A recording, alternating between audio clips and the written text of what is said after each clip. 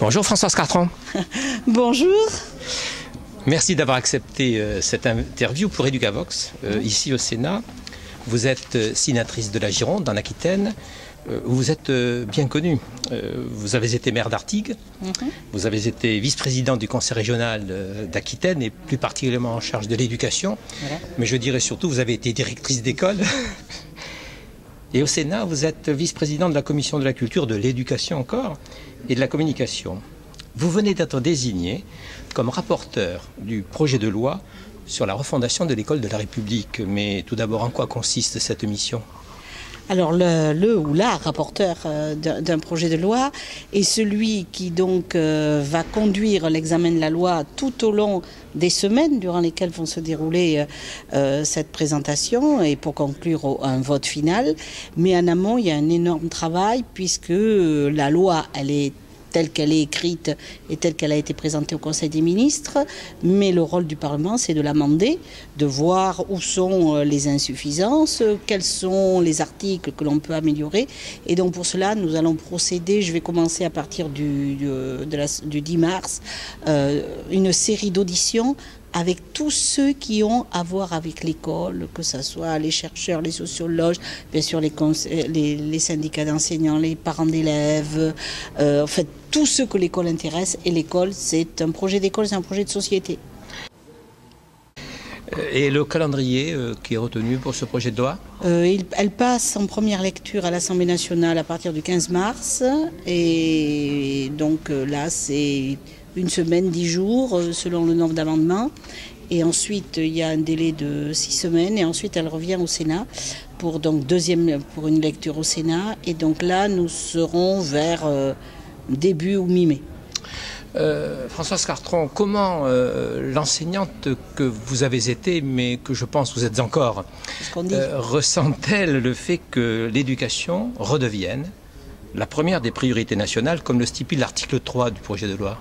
Enfin, j'ai envie de dire, parce qu'on a passé des campagnes électorales précédentes où on était un peu frustrés de voir l'éducation qui avait l'air d'être une chose entendue et qui n'était pas au centre des projets politiques. Et là, je trouve que ça a été un vrai bonheur de voir que François Hollande avait compris que la jeunesse et donc l'éducation, qui est un élément fondateur pour cette jeunesse, revenait au cœur du programme de François Hollande avec une priorité et qui est affichée mais assumée. Et dans la période de crise que nous vivons, où nous voyons tous les ministères qui ont vu leurs moyens rabotés, tous les ministères qui subissent encore cette fameuse RGPP, seul le ministère de l'Éducation nationale rompt avec cette logique infernale qui a considérablement affaibli notre éducation nationale depuis 10 ans. Il rompt et il va même dans une nouvelle dynamique de création de postes et de projets. Donc j'en suis vraiment ravie. C'est pour ça qu'on a une lourde responsabilité, parce qu'on se doit de réussir cette loi de refondation de l'école. Alors, ce projet de loi comporte 53 articles, et comme toutes les lois d'orientation, et je pense loi d'orientation à la loi Jospin de 89, il comporte également un rapport annexé, dont l'adoption doit être validée par l'article 1 de ce projet de loi. Quel sens donner à ce texte, l'annexe ? L'annexe précise des choses qui ne peuvent pas être inscrites dans la loi en tant que telle, mais qui sont essentielles parce qu'elles complètent justement. Vous parlez dans l'annexe, il y a un point aussi auquel je tiens énormément, c'est cette ambition de mixité sociale qu'il doit y avoir dans les établissements. J'ai connu une mission qui nous a permis d'évaluer les méfaits que je soupçonnais de l'assouplissement de la carte scolaire, les désastres que ça pose aujourd'hui en termes d'égalité républicaine sur le territoire. Et je crois que justement, il y aura lieu au travers de cette loi de refondation dans les annexes de réaffirmer cette obligation de mixité sociale au sein des établissements, parce qu'on ne peut pas accepter qu'il y ait une école à deux vitesses, une école ghetto, une école pour les riches, une école pour les pauvres. C'est fondateur de notre société, de notre cohérence sociale, de notre lien social, de notre solidarité et je dirais même de notre paix sociale.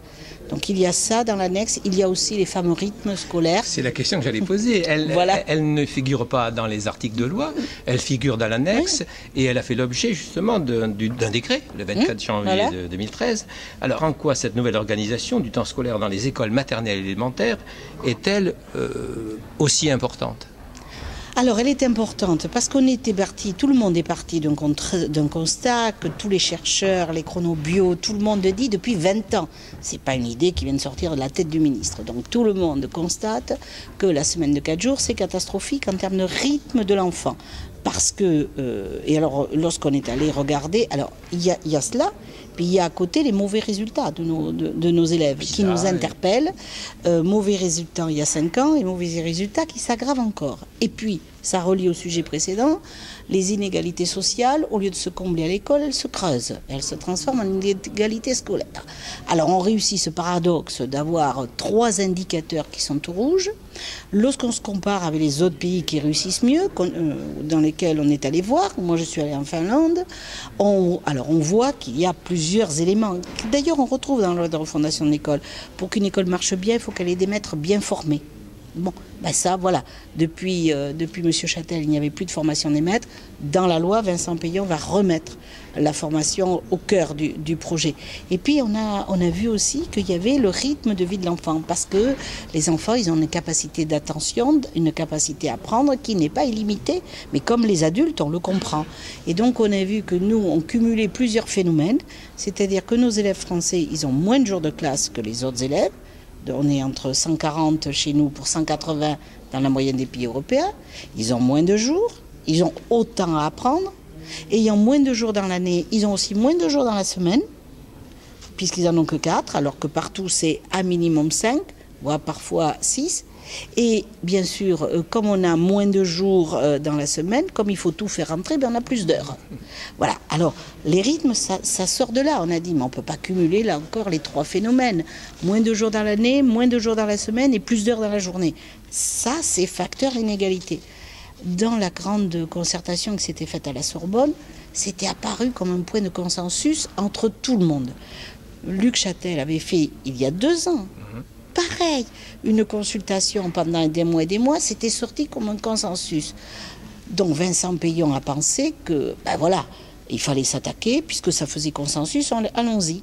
Et alors, comment vous expliquez les interrogations, pour ne pas dire les réticences, qui apparaissent, mais aujourd'hui?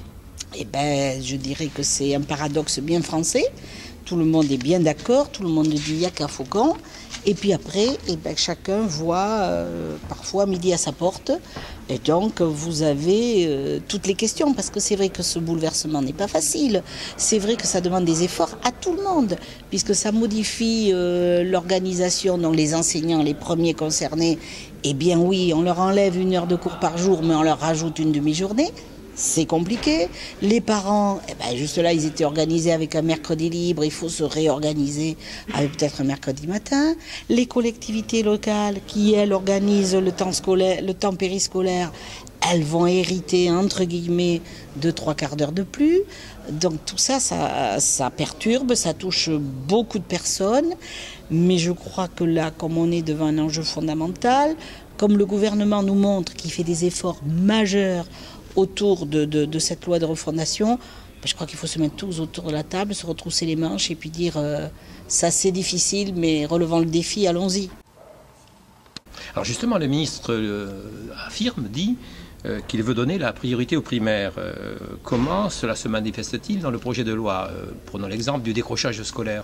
Essentiel, parce que tout ça, ça part d'un constat qui est évident que l'échec scolaire, là, contre lequel on veut lutter, 150 000 jeunes qui sortent du système sans qualification, c'est énorme. Donc tout le monde le sait, l'échec scolaire, il se construit à la base, dès le plus jeune âge. Il ne se construit pas quand on arrive en 6e. On sait bien que les enfants qui arrivent en 6e en ne sachant pas lire ou pas bien maîtriser, c'est parce parce qu'au primaire, ils n'ont pas su être dans les conditions d'apprentissage nécessaires. Et même, je dirais, avant, à l'école maternelle, parce qu'on sait que c'est l'école maternelle qui prépare justement à l'entrée dans l'écrit et à l'entrée à l'apprentissage de la lecture. Or, les dernières années, l'école maternelle a été très malmenée, puisque Luc Châtel a trouvé que c'était là qu'on pouvait faire ajuster les postes. Donc, priorité dans cette loi où on remet la scolarisation pour les enfants de 2 ou 3 ans dans tous les quartiers difficiles, qu'ils soient urbains ou ruraux, parce que c'est essentiel, là où les enfants ont un déficit de langue et où doivent l'apprendre. Deuxième point, eh bien, l'école primaire derrière, avec justement ce beau projet de plus de mètres que de classe, selon les lieux, pour que justement dès le CP, quand un enfant décroche, et ça on l'a vu en Finlande, dès qu'un enfant décroche, on ne laisse pas s'installer 2, 3, 4 mois. C'est immédiatement que cet enseignant doit intervenir. Il y a un enseignant qui arrive, qui vient en soutien, qui vient en remédiation, qui reprend. Et puis voilà, ça dure 15 jours, 3 semaines et l'enfant repart. Donc c'est ça la refondation de l'école. Je crois qu'un des axes forts, c'est lutter contre cet échec scolaire qui est quand même aussi source après de difficultés sociales. Alors regardons le collège. Le projet de loi dans le collège insiste sur la nécessité de différencier les approches pédagogiques au sein du collège unique, que l'on conserve, et sur la continuité pédagogique école-collège par la création d'un cycle CM2 6e. Ça fait de nombreuses années que l'on sait pourquoi le collège est le maillon faible du cursus scolaire, mais pourquoi ne pas avoir envisagé une école du socle qui accueillerait les enfants de l'âge de 6 ans à 14 ans. C'était aller peut-être plus vite, plus loin, voilà. Mais nombre de pays ont fait ce choix. Ah oui, en Finlande, c'est ça. Tout à fait. Mais parce que je pense que, là aussi, Vincent Peillon, qu'on dit avancer à marche forcée ou sans concertation, il a senti que les esprits ne sont pas mûrs partout. Donc, il fait le pari de l'expérimentation. On le met dans la loi. On dit qu'il faut vraiment faire cette liaison, CM2 6e. Le socle est annoncé quand même, hein, oui. Où on dit qu'il faut qu'il y ait un socle de connaissances communs. C'est quand même dit. Il dit aussi, et on le mettra peut-être dans des amendements, qu'il faut que les enseignants puissent passer d'un niveau à l'autre.